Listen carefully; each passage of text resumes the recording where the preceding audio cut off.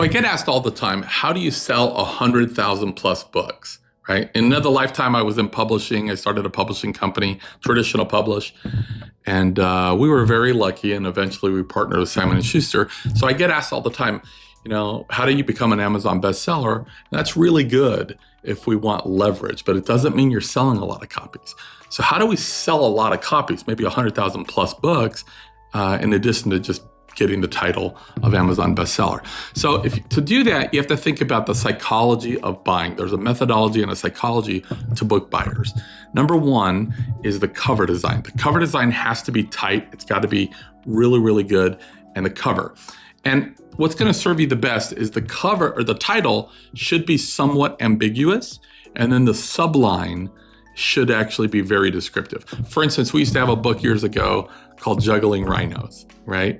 And it's like, juggling rhinos. People would say, what is this? They would grab it. The subline said something to the effect of how to thrive when life's biggest challenges are charging right at you, right?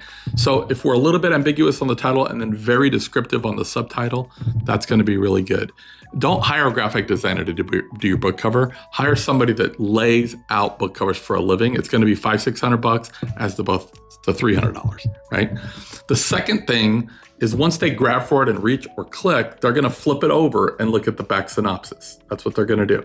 So we have to have a really dialed in synopsis that's really descriptive, but also it leaves a cliffhanger. We can't be so definitive that we answer everything. We've got to be done talking before they're done listening. So they reach for the book, they flip it over. We have to have a good synopsis. And then step 3 is they're going to open the table of contents and peruse.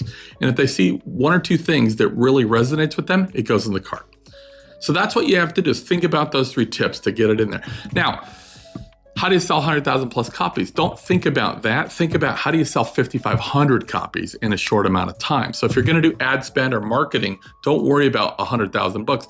Sell 5,500 books in 60 days. If you can pull that off and it doesn't take you 6 months, then you'll hit a tipping point where organically you're going to have massive growth.